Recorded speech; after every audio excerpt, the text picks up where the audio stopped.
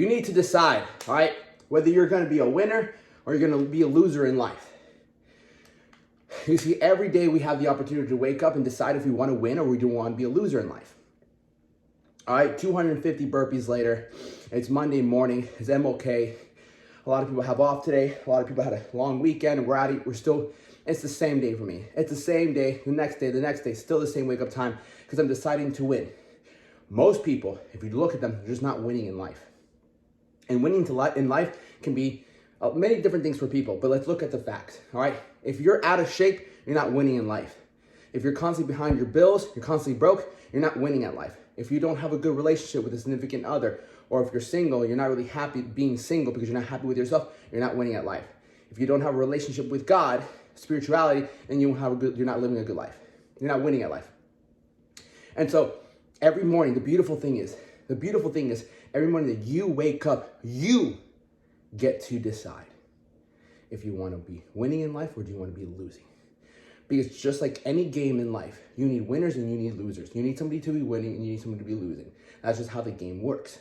Now, what makes the difference is your choices. It's the choices you make, is how you think and who you listen to, okay? Those three things right there will dictate how the quality of your life is.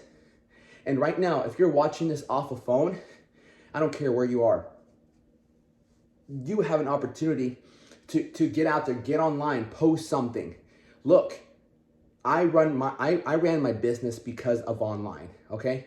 I never really did any marketing when it came to flyers. I never really, I passed out some flyers, but I got nobody to call me back, okay?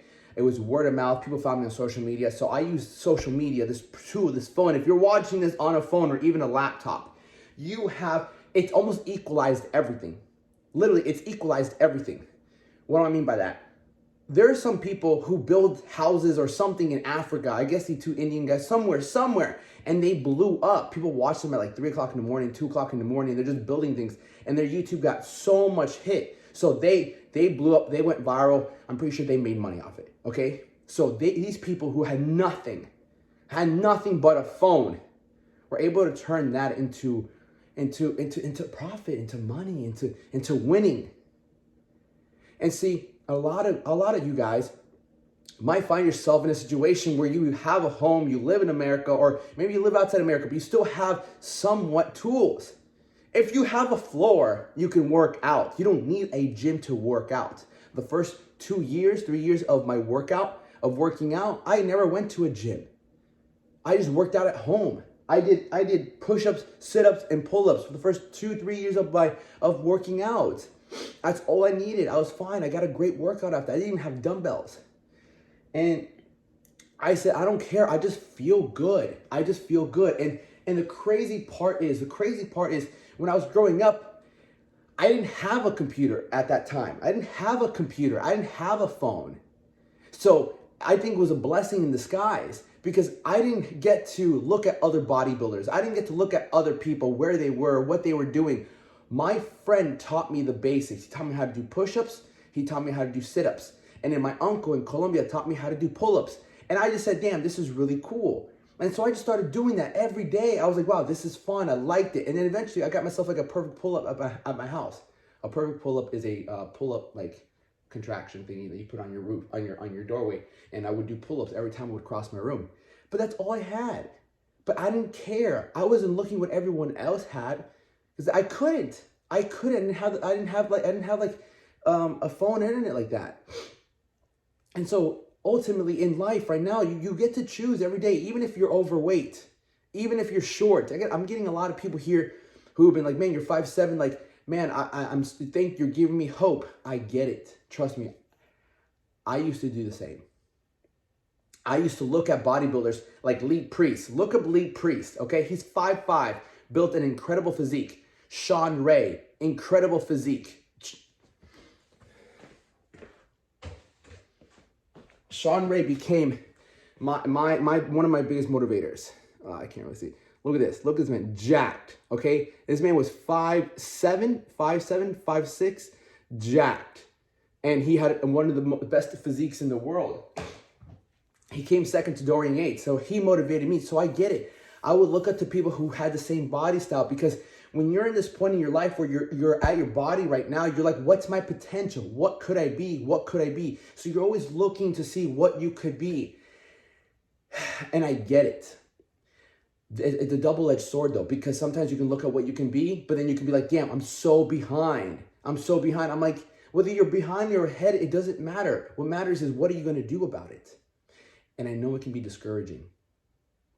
Because for me, sometimes it happens for me in business. You know, I've been in business now for like 4 years, and sometimes I look at these guys who have been in business for maybe 3 more years than me, and I see them and I'm like, damn, they're miles ahead of me, miles ahead. And then there's some people who have been in business the same amount as me, and they're doing way better than me. And I'm like, oh man, I'm lacking. But I'm like, no, you can't compare yourself like that, because if you do, you're just gonna be really upset. You're gonna be very upset. But you still get to choose whether you're gonna win or lose today. You decide, how do you win today? Well, number one, you work on your health. Are you gonna hit that workout? Are you gonna eat those meals? Number two, your job. Like if you, like whatever job you're at, the jobs I had, I was a lifeguard, I worked at a restaurant, and I became a trainer, okay? And at times when I was working at restaurants, I still made the best of it. I still got my meals in. I was like, this is just an end to a meet, okay? And means to an end. All right, means to an end. I was like, it's supporting my bodybuilding dream. I still had a dream. So when I was working at a restaurant, I wasn't really upset. I was like, okay, like I'm only doing this temporarily until I become Mr. Olympia, and then I'll never have to work at a restaurant again. So I went to work excited because that job was supporting my dream. But if you have a job right now and it's not supporting your dream or supporting something in the future, then it makes it very hard to enjoy that job. I truly believe you can enjoy any job if you have the right attitude and if you have something that you're working towards. You know, I'm not saying there's not gonna be bad days. When I was busting tables, my manager would scream at me on my phone, on my headset, and it would be horrible. I remember working at this restaurant called Cheddar's, right? I was working there when I was 18 years old because I wanted to save up for a motorcycle. And so I would go to school. This is how fucking disciplined I was. I am still. So I would go to school, wake up, go to high school, get there at 7 o'clock, go to school all day long, get home around 3:30, 4 o'clock. I had work at 6:30. So from 4 o'clock to like 4:45, I would eat a meal. I'd get to the gym around 5:15, and I would work out from 5:15 to about 6 o'clock, 6:15. I would drink a protein shake, go right to work. So from like 6:30 or 6 o'clock to 12 a.m., I would work, and then I'd drive home and do it all over again. But my goal at the moment was to get a motorcycle. So for 3 months, I saved money, and there was plenty of days where I wanted to quit. Plenty of days where I was like, Alex, fuck these people. Don't let them talk to you like this. I'll never forget. I was busting. They were screaming like, where are you guys? Motherfucker, like, you need to do. And I'm like, bro, don't fucking speak to me like that. Cause like I came from being a lifeguard. I'm like, and I'm a winner. I'm like, dude, you don't speak to me like that. Like, get the fuck out of here. But I'm like, Alex, breathe. Listen, you only have about like a few more weeks left, months, and like 1 more month, like you were gonna have your motorcycle. Fast forward 3 months later, I had my motorcycle. And then after I got my motorcycle, I lasted maybe 1 week there. Cause I was like, I don't need your bullshit. I got what I needed from this job. My lifeguard job is gonna start in a month. I don't need this place no more. Peace. And so every day we decide whether you're gonna win or you're gonna lose. You're gonna be a winner or you're gonna be a loser. And the simplest thing is you don't have to be at your goal to be a winner.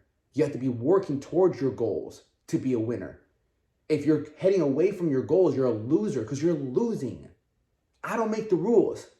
Just play by them.